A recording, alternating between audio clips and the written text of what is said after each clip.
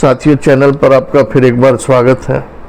साथियों, हमारी Hindi film industry में जो निर्माता निर्देशक हुए हैं, कुछ लोगों की अपनी चमक होती है, धमक होती है, रुतबा होता है, प्रतिष्ठा होती है। वो अपनी शर्तों पर काम करते हैं। राज कपूर हुए, गुरुदत्त साहब हुए, सुभाष घई हुए, एक और नाम आता है ऋषिकेश मुखर्जी साहब का, बंगाली निर्माता निर्देशक। उन्होंने बहुत अच्छी पारिवारिक फिल्में बनाई, कॉमेडी फिल्म बनाई, कॉमेडी ऐसी बनाई कि परिवार के साथ आप स्वस्थ मनोरंजन देख सकते हैं, हंस सकते हैं।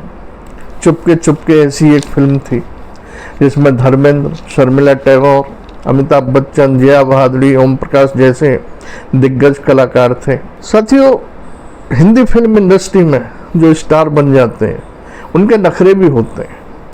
कुछ निर्माता निर्देशक स्टारों के नखरे उठा लेते हैं और जो अपनी शर्तों पर काम करते हैं निर्देशक, वो इनके नखरे नहीं उठाते, इनको अपना रुतबा दिखा देते हैं अगर वो अपनी जिद पर आ जाते हैं। और ऐसा ही अपना रुतबा ऋषिकेश मुखर्जी साहब ने दिखाया। राजेश खन्ना जो स्टार थे, सुपरस्टार थे, और अमिताभ बच्चन जो स्टार बनने की लाइन में लगे हुए थे। दोस्तों, ऋषिकेश मुखर्जी ने इससे पहले इनके साथ आनंद फिल्म बनाई थी राजेश खन्ना और अमिताभ के साथ। उसके बाद उन्होंने नमक हराम फिल्म बनाई, उसमें भी राजेश खन्ना को लिया और अमिताभ बच्चन को लिया।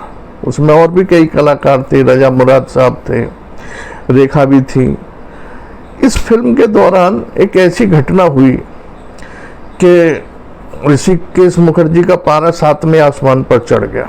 हुआ ये कि वो स्टूडियो में शूटिंग कर रहे थे, सीन फिल्मा लिया गया, दूसरे सीन की तैयारी चल रही थी।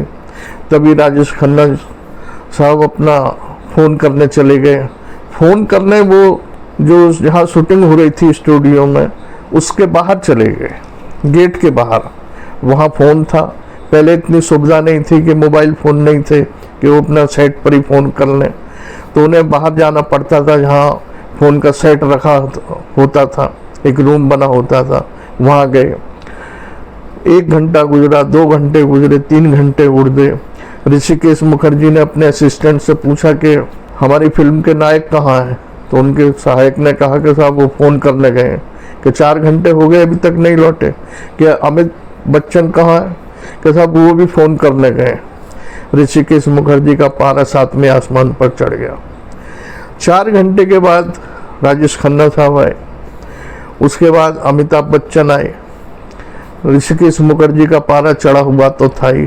उन्होंने कहा, आप लोगों को शर्म नहीं आती?